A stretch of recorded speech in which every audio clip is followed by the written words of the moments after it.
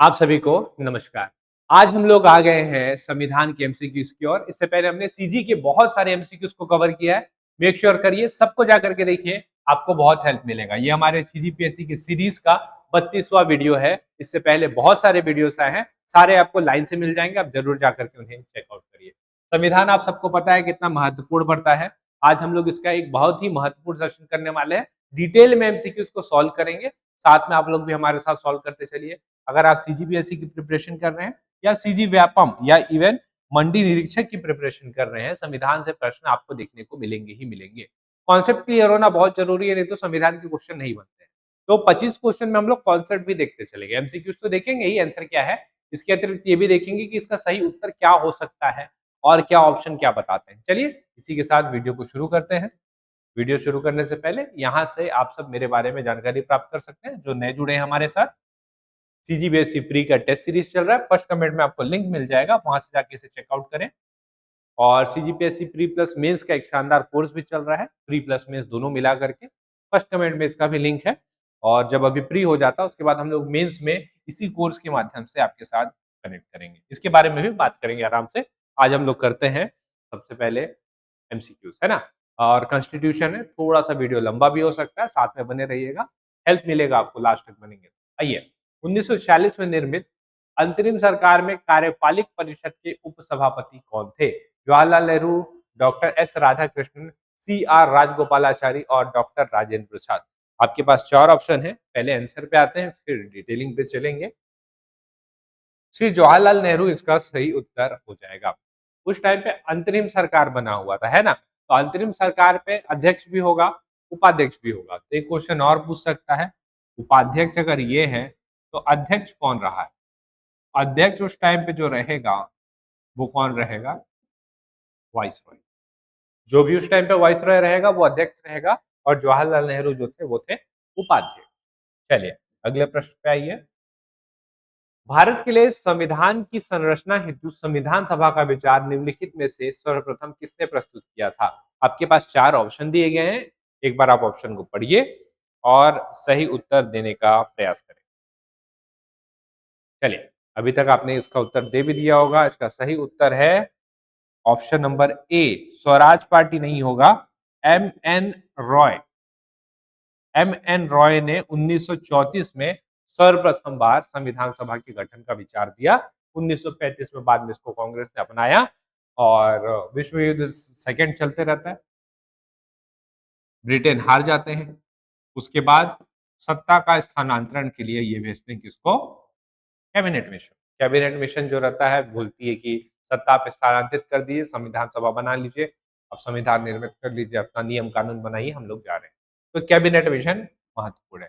तीन लोग थे कैबिनेट मिशन में, नाम पूछता है आपसे। पैट्रिक लॉरेंस, एवी अलेक्जेंडर और स्टैनफोर्ड क्रिप्स। तीनों का नाम ध्यान रखिएगा, पहले भी पूछा हुआ है। अगले क्वेश्चन पे आते हैं। संविधान सभा में सदस्यों का चुनाव कैसे हुआ था? ऑप्शन देखिए क्या है इसका। सीधे जनता द्वारा, भारतीय राष्ट्र कांग्रेस के नामांकन द्वारा, भारतीय राज्यों के शासन के नामांकन द्वारा, और प्रांतीय सभाओं द्वारा। आपके पास चार ऑप्शन है, एक बार ट्राई करिए इसका सही उत्तर क्या हो जाएगा।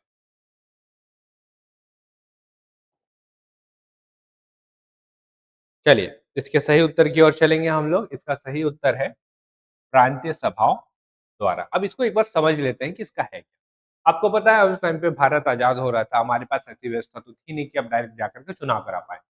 तो हम लोग अप्रत्यक्ष चुनाव पद्धति में उस समय गए, है ना।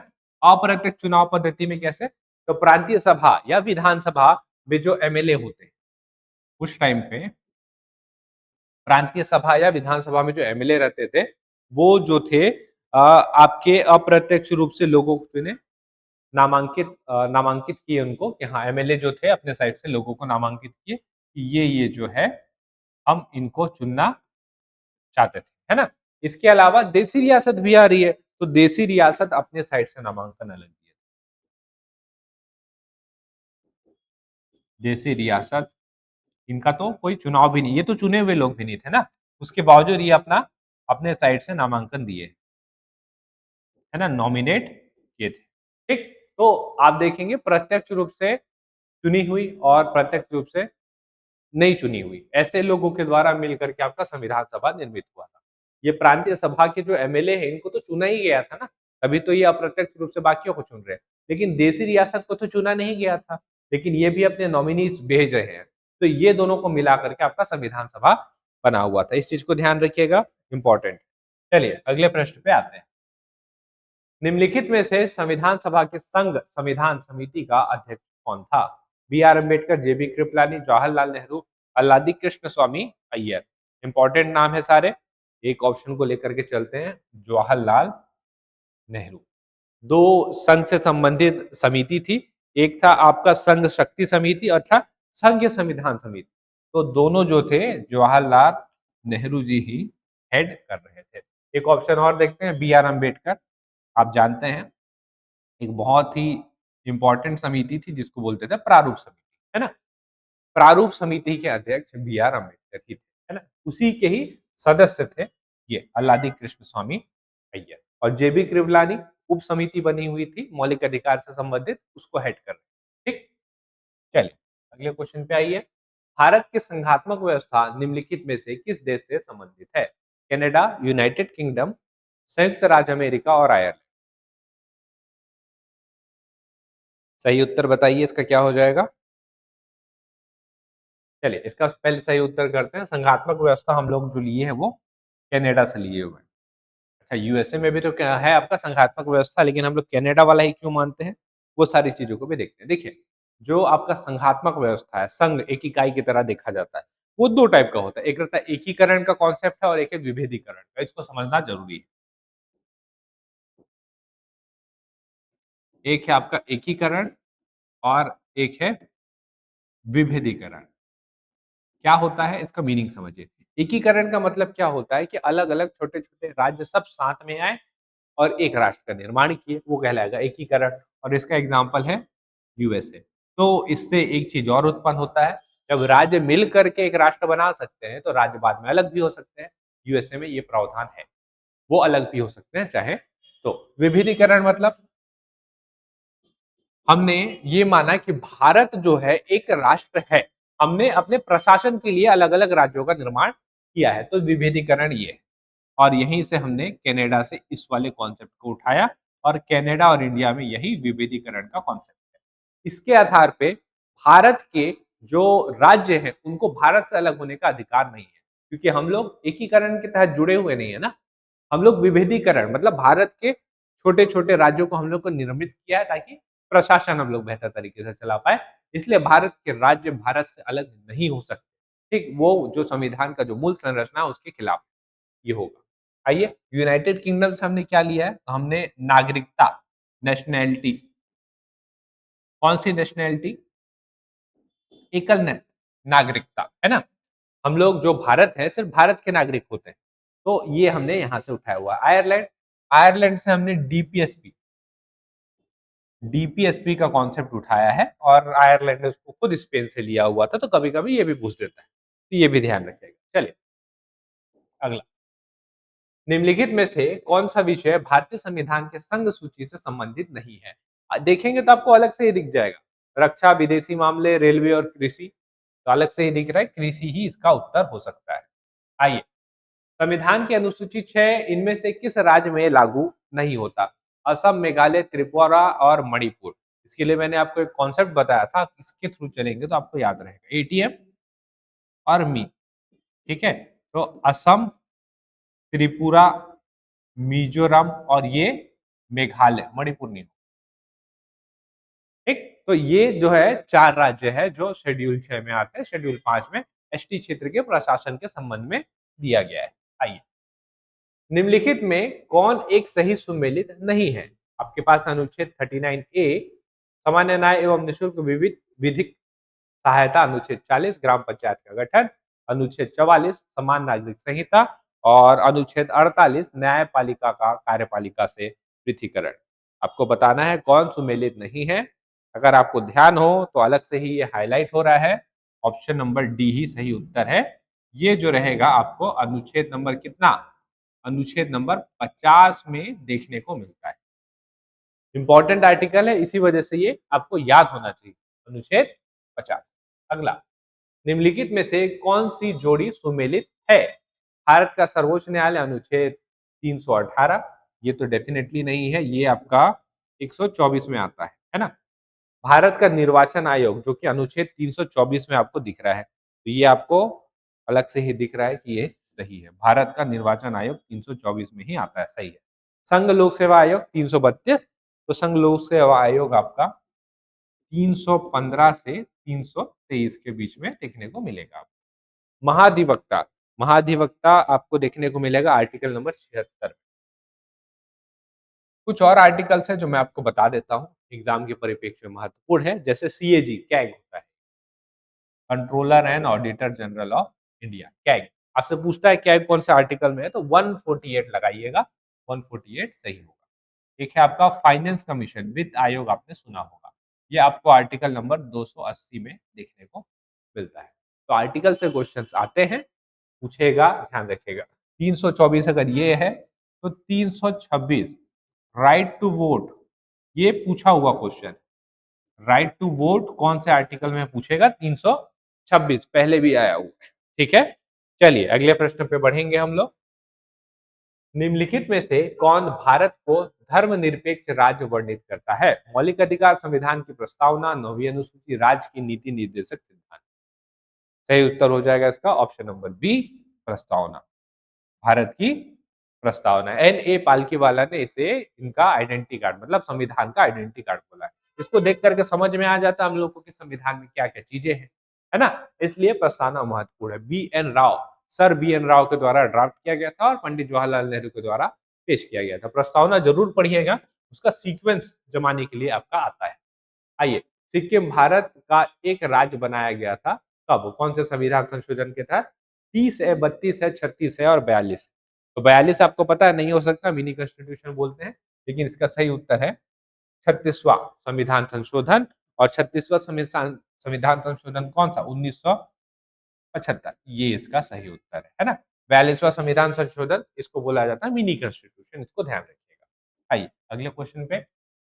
भारत में निम्नलिखित राज्य के बनने का सही कालानुक्रम की पहचान करें और नीचे दिए गए कोड के अनुसार बनाइए। तो पहले, फिर उसके बाद, फिर उसके बाद, ये सीक्वेंस आपको लेकर के चलना है। आपके पास ऑप्शन है आंध्र प्रदेश, हिमाचल, हरियाणा और सिक्किम। तो सिक्किम तो अभी देखा हमने कब बना हुआ था, 36वां संविधान संशोधन 1975, तो ये तो 75 होना चाहिए, ये मिल गया 75। आपको पता है ना आंध्र प्रदेश सबसे पहले बना था अक्टूबर 1953, तो अपने को पहला तो पहला चाहिए, ये रहा पहला, ये रहा पहला, इसको हटाइए और इसको हटाइए।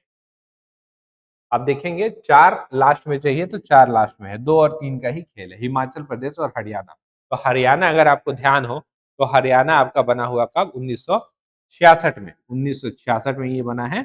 और हिमाचल 1971, 1971 में बना हुआ है। तो 3-2 आपका आना चाहिए, है ना। 3-2 कहाँ है? ये रहा, ये इसका सही उत्तर हो जाएगा। ऐसे जमाने वाले क्वेश्चंस भी आते हैं। आइए, मौलिक अधिकार क्या है? वाद योग है, अवाद योग है, लचीले है या कठोर है? तो मौलिक अधिकार वाद योग है। अगर इसका पालन नहीं होता तो आप इसके पालन के लिए कोर्ट भी जा सकते हैं। हाई कोर्ट का दरवाजा खुला है, सुप्रीम कोर्ट का दरवाजा भी खुला हुआ है। देखेंगे इसको कौन से आर्टिकल के तहत जाते हैं, उसको आगे देखेंगे। अगले क्वेश्चन पे बढ़िए। निम्नलिखित में से किसको संविधान द्वारा मौलिक अधिकार को लागू करने की शक्ति दी गई है? भारत के सभी न्यायालय को, संसद को, राष्ट्रपति को, सर्वोच्च न्यायालय एवं उच्च न्यायालय को, जो कि मैंने आपको बताया है।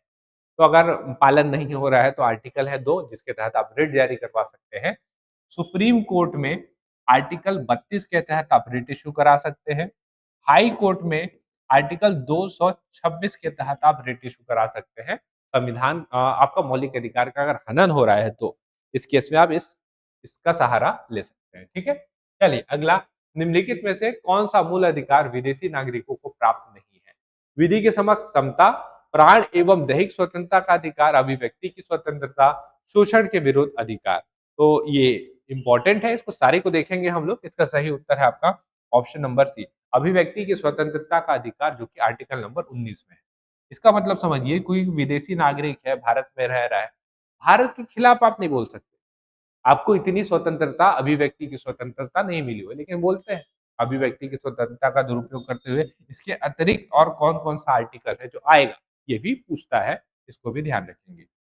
आर्टिकल 15 है, आर्टिकल 16 है, आर्टिकल 19 है, आर्टिकल 29 है और आर्टिकल 30 है। ये वाले अधिकार विदेशी नागरिकों को प्राप्त नहीं है। ठीक है, इसको आप ध्यान रखेंगे। चलिए अगले क्वेश्चन पे बढ़े। भारतीय संविधान के अनुच्छेद 25 में प्रयुक्त हिंदू शब्द सम्मिलित नहीं करता है। हिंदू में क्या नहीं आता? बौद्ध, जैन, पारसी या सिख। चार ऑप्शन है आपके पास।